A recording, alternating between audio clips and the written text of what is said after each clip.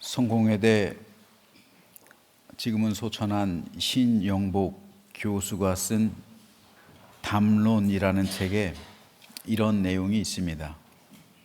공자의 제자 중에 자공이라는 사람이 있었다고 합니다. 이 자공이란 사람은 대상인이자 아주 큰 부자였습니다. 공자는 14년 동안 자신의 정치적인 뜻을 펼치지 못하고 망명 생활을 하게 되는데, 이때 자공이 그의 모든 편의를 봐주었다고 합니다. 1, 2년도 아니고 무려 14년 동안 자공이 공자 일행을 돌본 겁니다. 큰 부자였기 때문에 가능했던 일입니다. 공자가 죽은 후에 공자의 모든 제자들은 뿔뿔이 흩어지게 됩니다. 하지만 자공은 사제를 털어서 공자의 학단을 유지했다고 합니다. 학단을 유지하는 데에는 돈이 한두 푼 드는 것이 아님에도 불구하고 자공은 공자의 학풍을 이어받아서 그 학단을 유지했다고 합니다. 그럴 수 있었던 것은 그가 아주 큰 부자였기 때문에 가능했던 일이었습니다. 그 학단은 이후에 공자의 어록을 기록한 책을 집대성하게 되는데, 그것을 집대성한 책이 바로 유명한 논어입니다. 즉, 논어라는 책은 자공이 없었더라면 세상에 나올 수 없던 책이었던 겁니다. 공자의 제자 중에는 자로나 안회처럼 자공보다 뛰어난 제자들이 많이 있었습니다. 그러나 사기라는 역사책을 기록한 사마천은 이렇게 기록합니다. 공자가 대학자가 될 수 있었던 것은 안회와 같은 뛰어난 제자가 있어서가 아니라 자공 같은 부자 제자를 두었기 때문이다. 누구를 제자로 두느냐에 따라 스승의 운명이 달라질 수 있는 거예요. 그 대표적인 예가 공자입니다. 제자도 스승을 잘 둬야 하지만 스승도 제자를 잘 둬야 돼요. 그래야 운명이 달라질 수 있습니다. 그렇다면 예수님은 어떠셨을까요? 어떤 사람을 제자로 두느냐에 따라 스승인 예수님의 운명이 달라질 수 있었습니다. 그런데 주님은 공자처럼 권세 있는 자, 지식이 출중한 자, 명망 있는 자를 제자로 선택하지 않으셨습니다. 오히려 주님은 가난한 자들, 이 땅에서 소외받는 계층들, 사람들로부터 죄인이라고 손가락질 받던 사람들을 제자로 선택하셨습니다. 복음은 항상 낮은 자리에서부터 차오르기 때문에 복음을 전하는 제자들 또한 삶의 낮은 자리에 있던 사람들로 채우셨던 겁니다. 그래서 주님은 오늘 본문 바로 앞에 있는 23절로 25절에서 이렇게 말씀하십니다. 새번역 성경으로 읽어보겠습니다. 예수께서 둘러보시고 제자들에게 말씀하셨다. 재산을 가진 사람은 하나님의 나라에 들어가기가 참으로 어렵다. 제자들은 그의 말씀에 놀랐다. 그럴 수밖에 없던 것이요, 당시 부는 하나님께서 주신 축복이라고 생각했습니다. 즉 하나님께 복받은 사람들이에요, 부자들은. 반면에 가난한 사람들은 하나님께 복을 받지 못한 사람이에요. 그러니까 믿음의 기준이 이 부에 있는 거예요. 부자는 잘 믿은 사람이고 가난한 사람은 잘못 믿은 사람이에요. 그렇기 때문에 제자들이 이 말씀을 듣고 놀란 거예요. 예수께서 다시 그들에게 말씀하셨다. 이 사람들아, 하나님의 나라에 들어가기는 참으로 어렵다. 부자가 하나님의 나라에 들어가는 것보다 낙타가 바늘기로 지나가는 것이 더 쉽다. 이 말씀에 이어서 오늘 본문이 이어지는 거예요. 예수님께서는 재산이 많은 사람이 하나님 나라에 들어가기 절대 쉽지 않다 말씀하시는 겁니다. 그 이유가 바로 재물에 대한 탐심에 있고요. 재물을 의지하고요. 나아가서 재물을 신뢰하고 그리고 재물을 따르기 때문입니다. 하나님보다는 재물을 더 의지하고 재물로 인해서 하나님을 믿기 어렵다면 재물은 복이 아니라 화가 되는 것이죠. 이것을 주님께서 말씀하십니다. 공자는 재물이 많은 사람을 제자로 두고 그의 덕을 톡톡히 봤습니다. 그로 인해서 유명하게 됐어요. 사후에 공자는 유명하게 된 거예요. 그 공로가 자공에게 있는 거예요.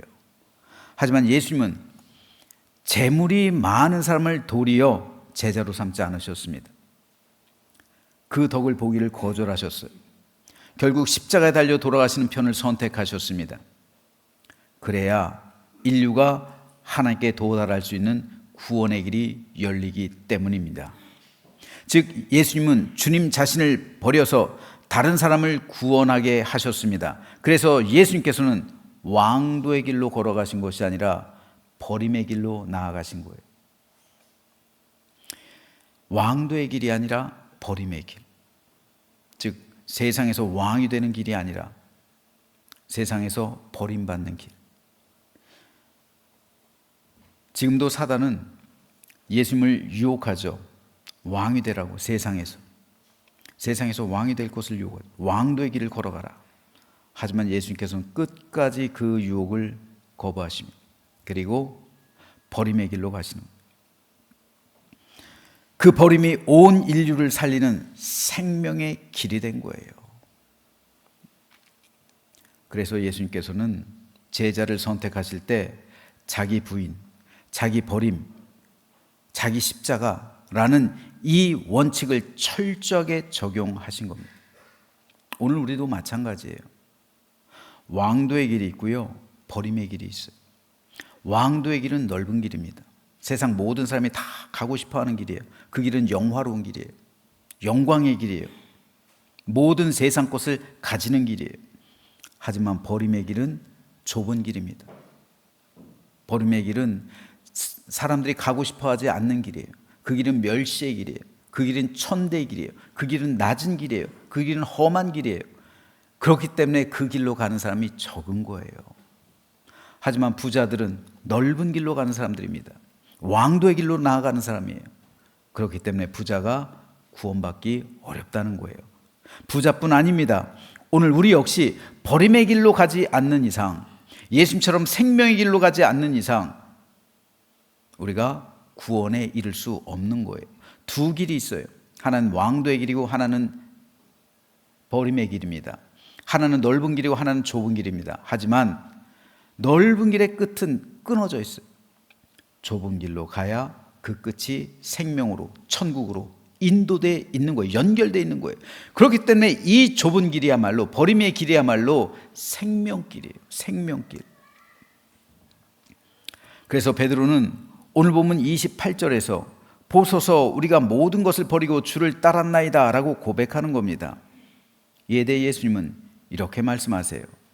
예수께서 이르시되 내가 진실로 너희에게 이르노니 나와 복음을 위하여 집이나 형제나 자매나 어머니나 아버지나 자식이나 전토를 벌인 자는 현세에 있어 집과 형제와 자매와 어머니와 자식과 전토를 100배나 받되 박해를 겸하여 받고 내세 영생을 받지 못할 자가 없느니라. 그러니까 이 좁은 길에 이어서 이 말씀을 하시는 거예요. 부자에 대해서 말씀하시면서 이 말씀을 하시는 거예요. 자, 그런데 이 말씀은 사람들이 예수님을 믿게 하는데 걸림이 되고 있어요. 어떤 사람이 인터넷에 자기가 예수님을 믿지 않는 이유에 대해서 적은 글을 본 적이 있습니다. 그 사람이 자기가 예수님을 믿지 않게 된 결정적인 이유가 바로 이 구절 때문이라는 거예요. 자기는 예수 믿고 가정이 행복해지기를 원하는데 성경을 보니까 예수님을 믿기 위해선 집이나 형제나 자매나 어머니나 아버지나 자식이나 전토를 버리라고 되어 있다는 거예요. 실제로 그런 설교를 들었다는 거예요. 한마디로 부모, 자식, 아내, 남편 버리라고 하는 예수 믿지 않겠다는 거예요. 여러분, 이 사람 말 틀립니까? 여러분, 오늘 말씀을 어떻게 해석하십니까? 29절 30절 말씀이요.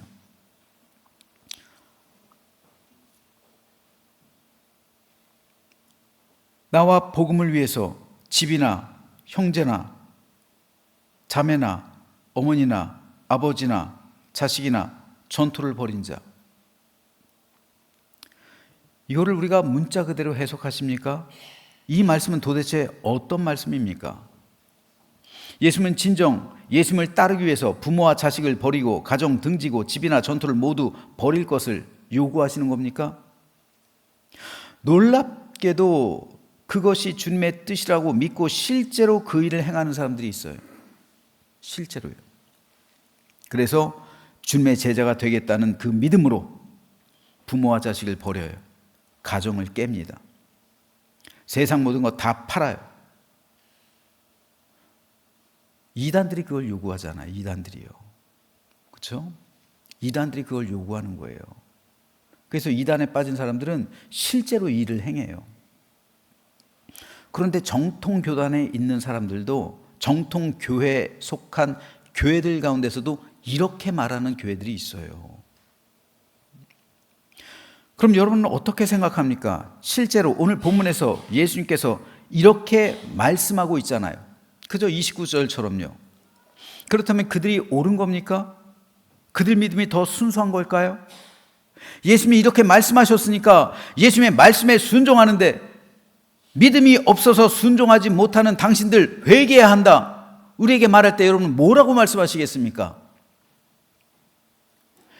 29절 말씀을 가지고 믿음이 없어서 당신들은 이렇게 한다 라고 말할 때 여러분들은 뭐라고 도대체 대답을 하시겠습니까?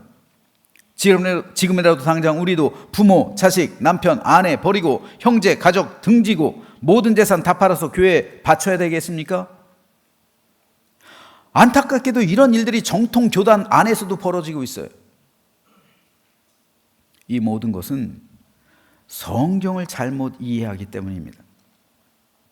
오늘 본문 29절 30절은 분명 주님께서 하신 말씀이죠. 하지만 왜 이런 말씀을 하셨는지 당시 시대적 배경 모르고 성경의 역사 모르고 그래서 이것을 글자 자체로 해석하니까 잘못 이해하고 오해하는 겁니다.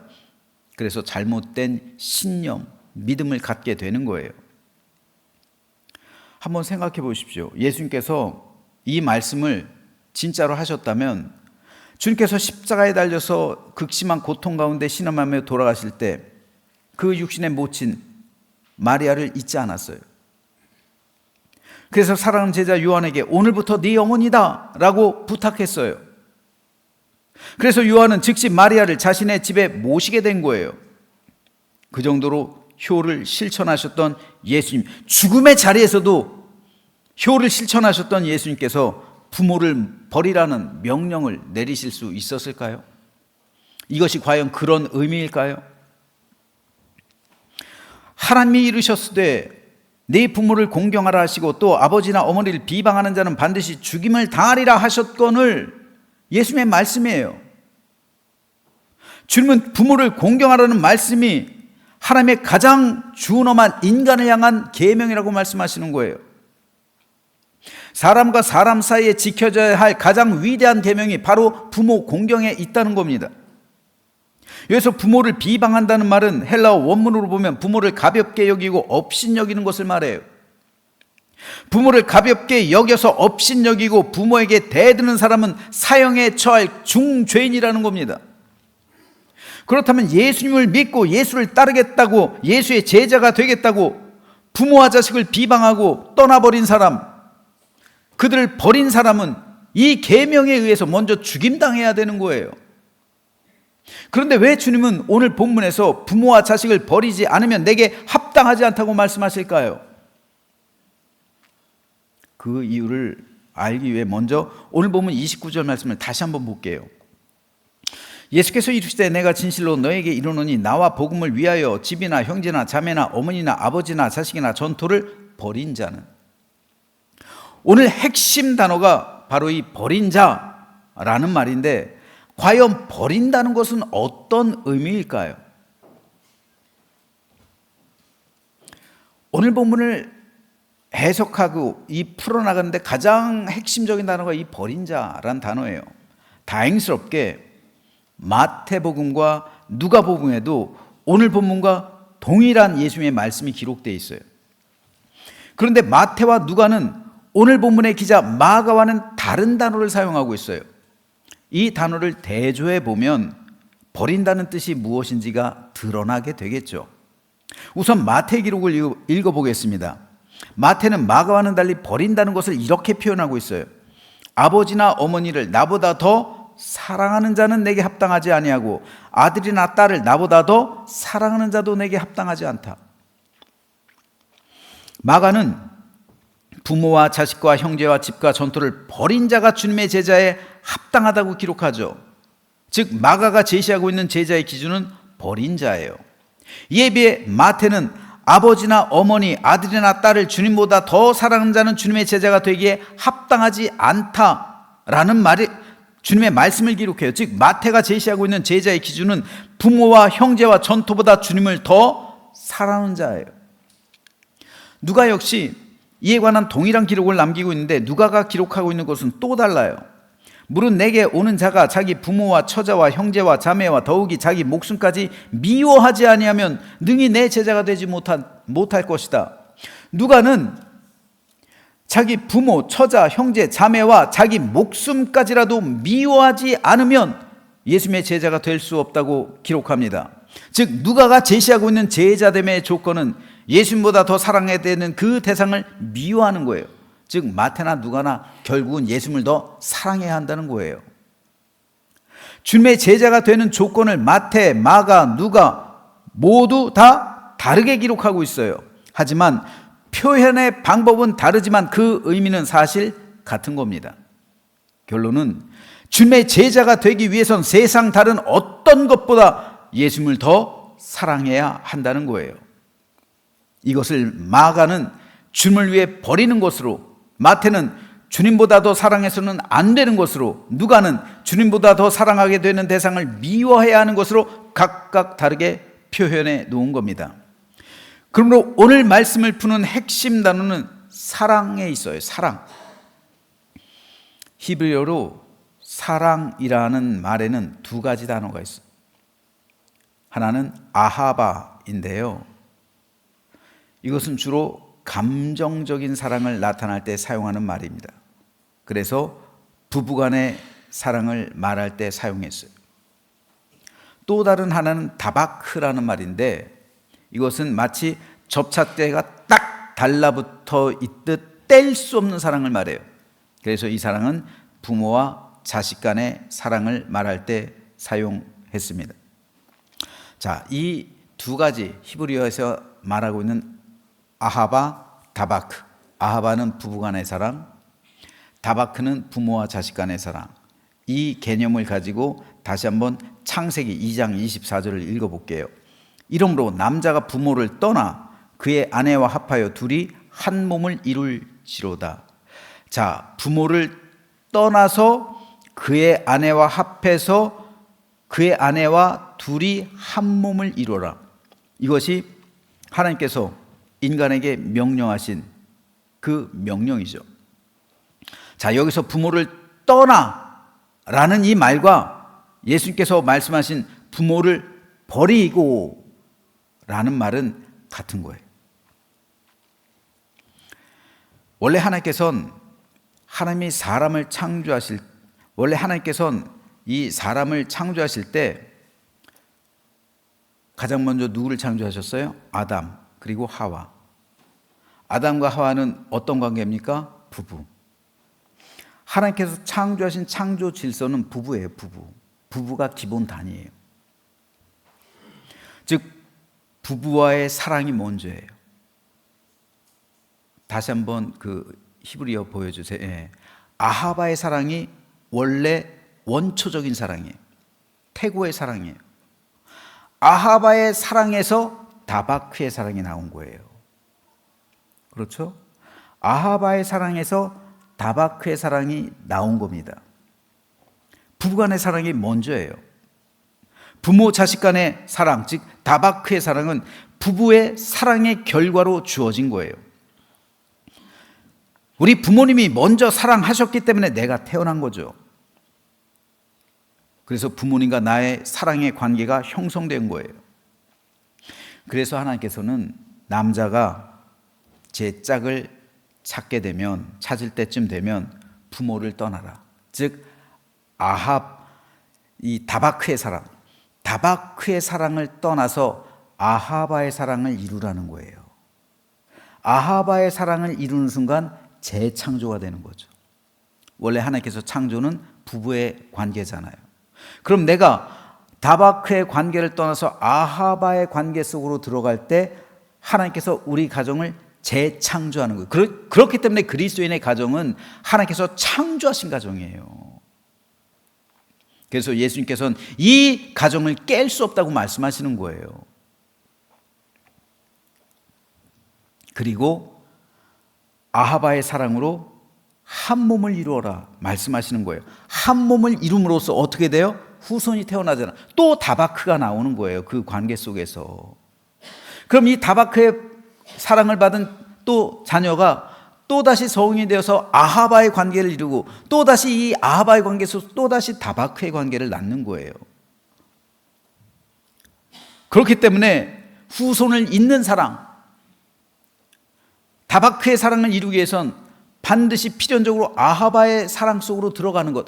이 아하바의 사랑을 갖기 위해선 부모를 떠나라는 거죠. 이것이 떠난다는 의미예요. 즉 다바크의 사랑에서 떠나서 너는 이제 아하바의 사랑 속으로 들어가서 한 가정을 이루라는 거예요. 이것이 부모를 떠난다. 그리고 오늘 예수님께서 말씀하신 부모를 버린다라는 의미예요.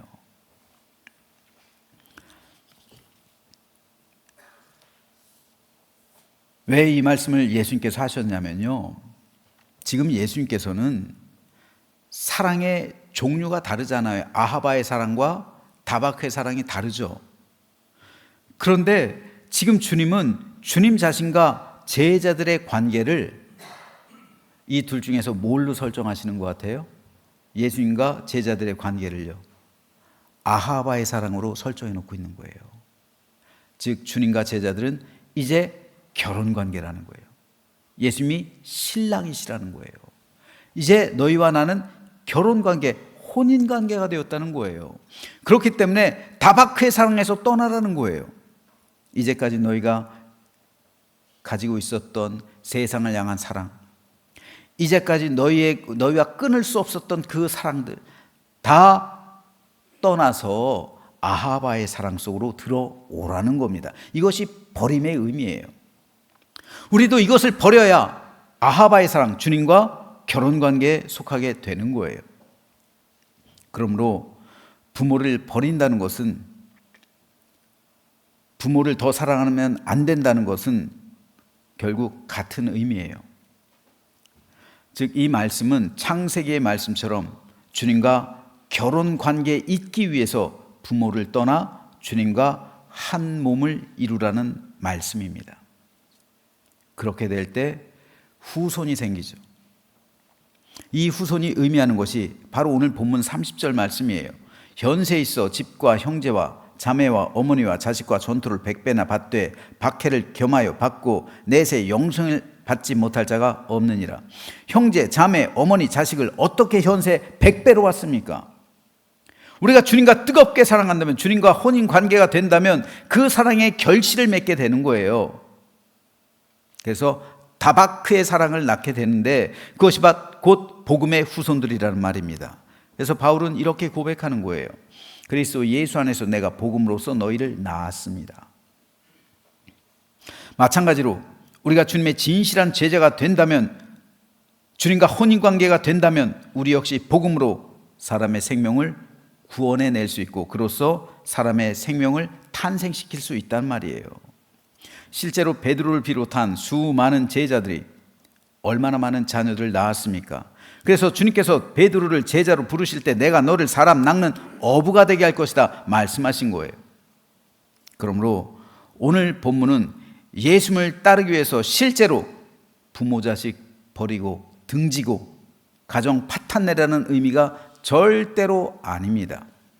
이것을 오해하고 잘못 이해해서 아픔 당하는 가정들이 있어요. 하지만 성경은 누구든지 자기 친족, 특히 자기 가족을 돌보지 아니하면 믿음을 배반한 자요 불신자보다 더 악한 자니다 라고 규정합니다. 그러므로 오늘 본문을 통해서 예수님께서 말씀하시는 것은 부모, 자식을 실제로 버리라는 의미가 아니라 주님과 새로운 사랑의 관계 속, 즉 아하바의 관계 속으로 들어오라는 것을 말하는 거예요. 즉 주님과 나, 주님과 여러분은 이제 부부가 되었음을 선언해야 한다는 거예요. 그러기 위해서 예수님 중심으로 살아가며 주님과 한 몸을 이루기 위해서 주님이 가장 소중하고 내 삶에 있어서 가장 가치가 있고 가장 위대한 분이 돼야 되는 겁니다. 가장 사랑하는 존재예요. 그렇다면 오늘 저와 여러분은 어떻습니까?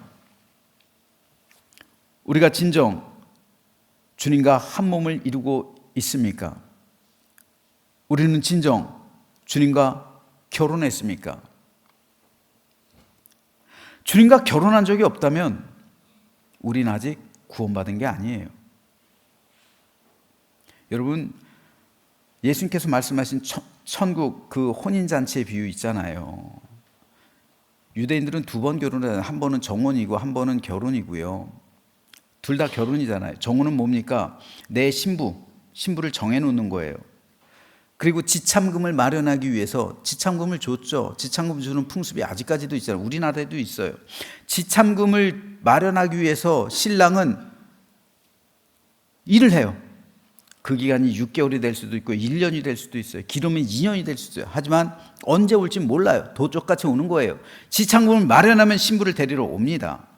그리고 신부를 데리고 가서 혼인잔치를 하는 거예요. 그때 비로소. 예수께서 말씀하시는 거예요.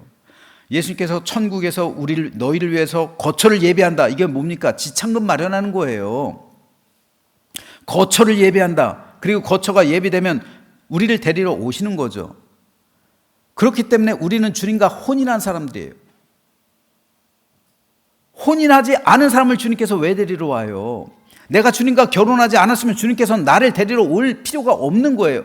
내가 주님과 결혼했기 때문에 주님께서 나를 위해서 천국에서 우리 거처를 예비하고 계신 것이고 우리가 살아갈 그 집을 예비하고 계신 것이고 그래서 그때 천국에서 혼인잔치가 벌어지는 거예요. 내 영혼이 구원받고 내 영혼이 하늘나라를 상속받을 수 있는 그것을 확인할 수 있는 것은 과연 내 영혼이 예수님과 결혼했는가? 이것을 살피면 되는 거예요. 내가 예수님과 결혼한 적이 없다면 예수님이 나의 신랑이 아니라면 나는 아직 구원받은 게 아닙니다. 예수님께서 말씀하시는 것이 본문에서 이거예요. 예수님은 지금 주님들에게 너희와 나는 혼인관계다라고 말씀하시는 거예요. 그러나 이 말씀은 오늘 우리에게도 너무도 중요합니다. 과연 저와 여러분은 주님과 혼인관계에 있습니까? 그래서 우리는 내가 만약 진정으로 혼인관계에 있다면 이 땅에서 정결하고 단정하게 나를 꾸미며 주님을 기다려야죠. 신랑 되신 예수께서 나를 데리러 올 때까지요. 이게 신부의 모습이에요. 그런데 그 신부가 다른 남자와 눈이 맞고 바람이 난다면 데리러 왔다가 어떻게 되겠어요? 파혼하겠죠. 마찬가지예요. 오늘 우리들의 영이, 우리들의 삶이 주님 안에서 단정하고 정결하고 성결하고 진실되게 살아가야죠. 그래서 신랑 되신 예수님을 배신하면 안 되죠. 그렇게 살아갈 때 우리가 신랑 되신 예수께서 언제 오실지 모르지만 내 영혼을 찾으러 오실 때가 반드시 있는 줄 믿습니다. 그럴 때 우리는 천국 혼인잔치에 참여하게 되는 거예요. 그래서 주님께서 나를 위해 예비하신 영원한 거처에서 주님과 함께 영생의 삶을 살아가는 것, 이것이 바로 기독교 복음의 핵심입니다.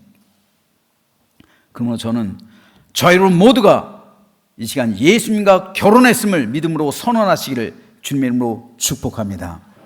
이 믿음이 있어야 되는 거예요. 그리고 내가 예수님과 결혼했으면 나의 삶을 하나님께 온전히 드리고 그리고 하나님을 위한 삶을, 사랑의 삶을 살아가게 되기를 주님의 이름으로 축복합니다. 그런 사람은 육신의 부모님, 오늘 어버이주일이죠. 육신의 부모님을 오히려 더 잘 섬겨요. 왜요? 그것이 주님의 기쁨이기 때문에요. 여러분 한번 생각해 보세요. 여러분 자녀들이 가정을 꾸렸어요. 너희들 잘 살면 됐지. 근데 어버이날도 찾아오지 않고 명절에도 안 오고 선물 하나 없고 그냥 모른 체 하고 지난다면 그걸 어떻게 생각하시겠어요? 그리스도인은 그래서는 안 되는 거예요. 우리 하나님을 기뻐하시게 하는 것은 바로 부모님을 온전히 순종하고 부모님을 공경하고 그리고 부모님의 마음을 기쁘게 하는 것. 이럴 때 하나님의 마음이 기쁜 거죠. 이게 그리스도인의 본분이에요. 그러므로 저 여러분 모두 예수 그리스도와 혼인관계에 있다는 사실을 깨달으면서 주님께서 나의 신랑이시고 나의 가장 사랑할 대상임을 깨닫고 그리고 이 땅에서 살아갈 때도 주님의 기쁨이 되기 위해서 오히려 더 부모님을 사랑하고 오히려 더 하나님의 놀라신 은총을 경험하면서 세상을 변화시키는 믿음과 복음으로써 수많은 사람의 생명을 낳고 주님께서 주시는 풍성한 은혜와 축복을 받아 누리며 사는 복된 우리 모두가 되시기를 주님의 이름으로 축원합니다.